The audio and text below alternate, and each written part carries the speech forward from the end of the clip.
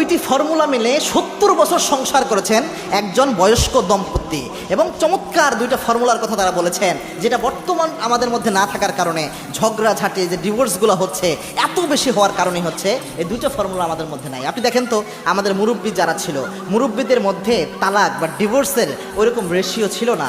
তারা অনেক সময় ক্রাইসিস হতো, অনেক অভাব অনটন চলতো বা মনোমালিন্য হতো, কিন্তু সংসার কিন্তু ভেঙে যেত না। কিন্তু বর্তমানে এত তালাক হয়, একটা পরিসংখ্যানে দেখলাম প্রতিদিনে সম্ভবত শুধু ঢাকা শহরে 40টার মতো মেবি তালাক হচ্ছে প্রতিদিন। মারাত্মক কথা না?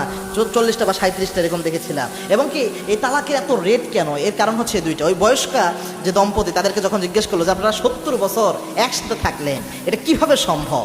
তারা বলল, আমরা তোমাদের মতো রাত যখন হয়ে যেত আমরা স্মার্টফোন টিপাটিপিতে ব্যস্ত থাকতাম না, স্মার্টফোন আমরা টিপতাম না। আমরা যেটা করতাম, যখনই রাতে একান্ত যখন সবাই শুয়ে পড়তো, আমরাও যখন ঘরে চলে যেতাম, স্ত্রীর সাথে আমরা সময় দিতাম। বিভিন্ন একটু ফাঁকা ফ্রি সময় পেলেই স্ত্রীকে আমি সময় দিতাম, স্ত্রীর মনের কথাগুলো শুনতাম, আমার হৃদয়ের কথাগুলা, বিভিন্ন কথা, আনন্দের কথা বা হৃদয় থেকে আসা কথা আমি স্ত্রীর সাথে শেয়ার করতাম। তো আমরা একজন আরেকজনের বিনোদনের সাথে ছিলাম।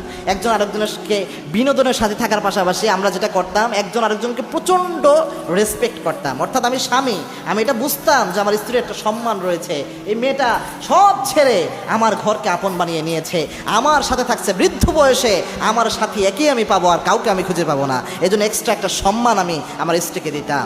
স্ত্রীও তার স্বামীকে সম্মান করতেন। আর 2 নাম্বার যে ফর্মুলা, সেটা হচ্ছে, সে বলেছে যে আমরা এই জিনিসটা বুঝতাম যে একজন রেগে গেলে আরেকজন চুপ থাকতে হবে। আমার হাজব্যান্ড যদি কখনো রেগে যেত আমি চুপ থাকতাম, আবার ওই স্বামী বলছে আমার স্ত্রী যদি কখনো একটু অভিমান করে কিছু বলতো আমি সাথে সাথে রিয়েক্ট করতাম না, একটু মুচকি হেসে চুপ থাকতাম, পরে যেয়ে আবার স্ত্রীকে আমি ওটা শোধরাইয়া দিতাম যদি ভুল কিছু বলে থাকতো। সুতরাং এই যে চুপ থাকা, এটাও একটা বড় ফর্মুলা। এই জিনিসগুলো না থাকার কারণে এই অবস্থা। আল্লাহর হাবিব সাল্লাল্লাহু আলাইহি ওয়াসাল্লামের জীবনটাও এমন ছিল। আল্লাহর হাবিব সাল্লাল্লাহু আলাইহি ওয়াসাল্লামের ব্যাপারে মা আয়েশা বলছেন, আল্লাহর হাবিব কখনো আমাদের উপর রাগ করতেন না। আমরা যখন অভিমান করতাম, আল্লাহর হাবিব হালকা রসিকতা করে আমাদের অভিমান ভাঙ্গাইয়া দিতেন। সুবহান।